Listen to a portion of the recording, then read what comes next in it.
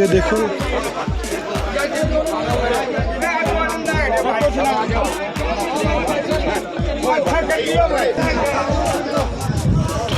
ये गांव मोखरा में भाई एक जाति चमार से बुजुर्ग गुजरा है। अगली खबर क्या है कि इतिहास जो आज हम इतने सालों से पढ़ते आते इतिहास उसको बदला जा रहा है, यानी कि यूजीसी की जो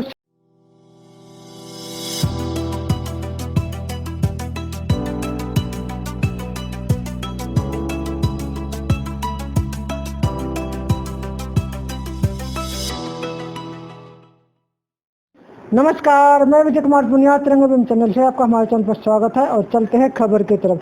जो लोग कहते हैं आज के समय में कि जातिवाद खत्म हो गया और हम जैसे पत्रकार अगर कोई जाति पर अगर किसी जाति पर अत्याचार हो रहा है उस खबर को हम लेके आते हैं तो हम पे भी आरोप लगाया जाता है कि ये तो जातिवाद फैला रहा है।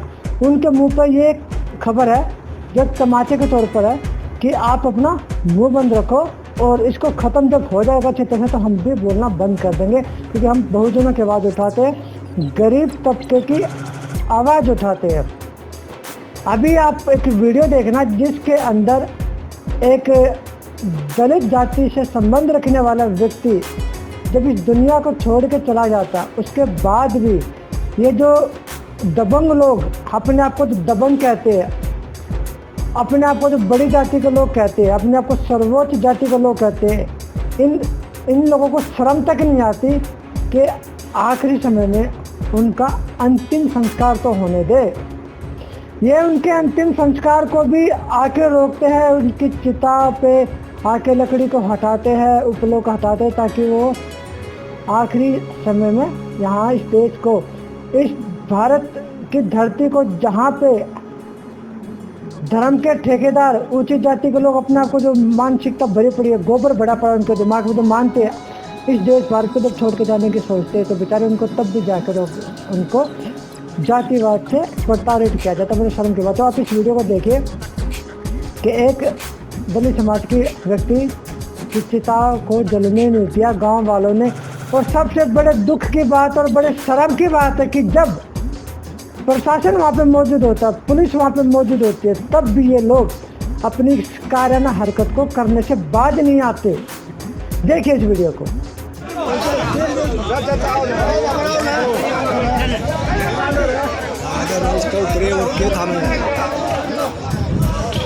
ये गांव मोखरा में भाई एक जाति चमार से बुजुर्ग गुजरा है, उसको दबंग दाग नहीं देने देते इसको, गरीब आदमी को। ये देखो यहाँ पर लठले ले खड़े हैं दबंग आदमी, प्रशासन भी साथ में नहीं गया मगर फिर भी नहीं डट रहे, प्रशासन भी कुछ नहीं कह रहा।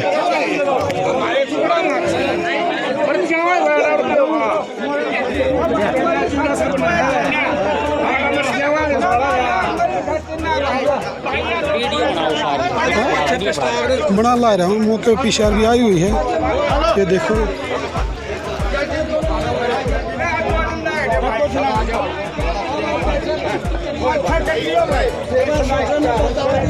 मगर प्रशासन कुछ नहीं करे।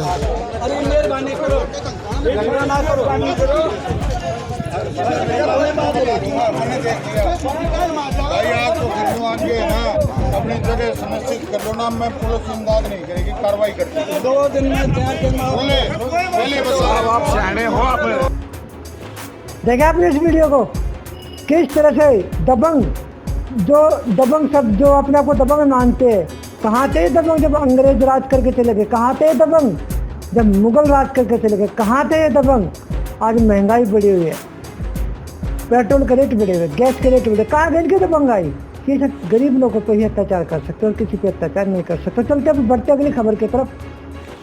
अगली खबर क्या है कि इतिहास जो आज हम इतने सालों से पढ़ते आते इतिहास उसको बदला जा रहा है, यानी कि यूजीसी की जो सिलेबस है, जो कॉलेज का जो सिलेबस है, लास्ट ईयर का जो सिलेबस है, उसका इतिहास को बदला जा रहा है। मैं पूरा मैटर में थोड़ा सा पहले मोटा समझा देता हूँ कि उसके अंदर जो मुगलों का जो इतिहास था उसको हटा के जो राजपूत थे भारत के उनका इतिहास ऐड किया जा रहा।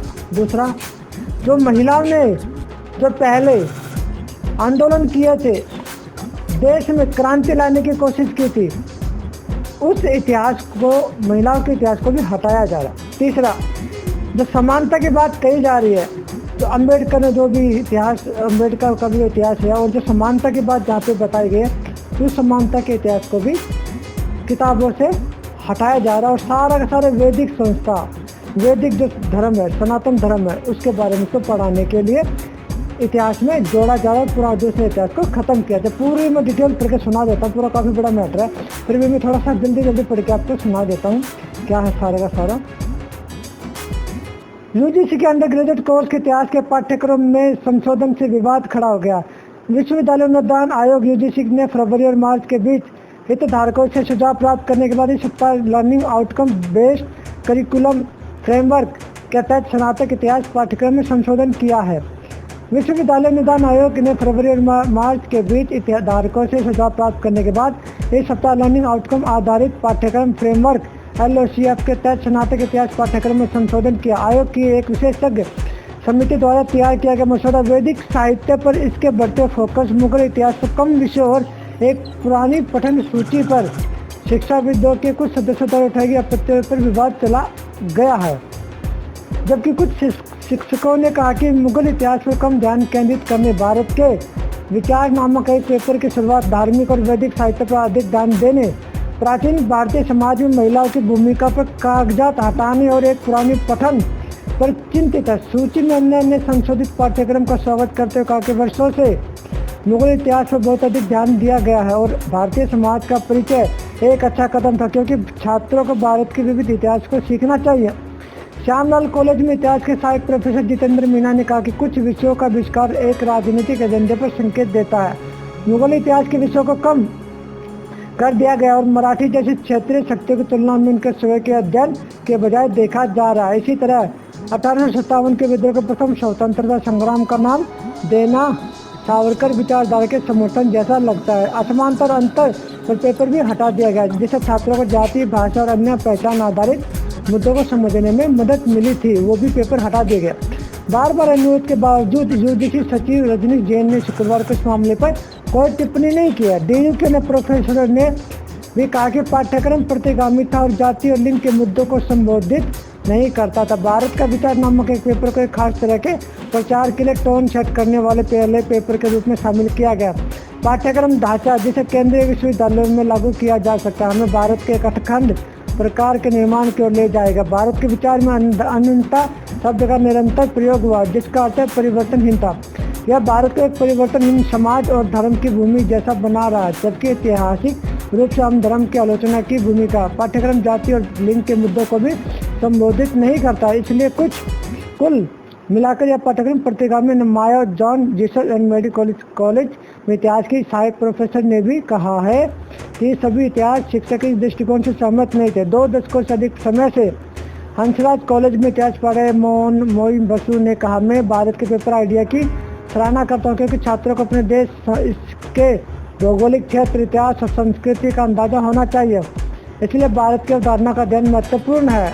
हालांकि पठन सूची हाल के प्रकाशनों या कई पत्रों के लिए महत्वपूर्ण ग्रंथों को शामिल भी करती है। ये सारा का सारा मैंने आपको बताया कि किस तरह से इतिहास के साथ छेड़छाड़ की जा रही है। और कॉलेजों के अंदर भी जो नए चैप्टर ऐड होके आएंगे, वो भी पुराने इतिहास को हटा के वैदिक साहित्य का इतिहास होगा। और इसके अलावा कुछ पेपर्स भी कम कर दिए गए हैं, जैसे जो पहले 44 DU कॉलेज 12 पेपरों को हटाने या बदलने के अलावा पेपरों की संख्या 43 से घटाकर 36 भी कर देगा, यानी 43 पेपर से 36 भी कर देगा। ये तो सारा का सारा मामला जो इतिहास से कुछ छेड़ने का मामला था, कुछ सब्जेक्ट को हटाने का मामला था, कुछ पेपर्स भी हटा दिए गए और वैदिक साहित्य के ऊपर कुछ ज़्यादा ही फोकस किया गया।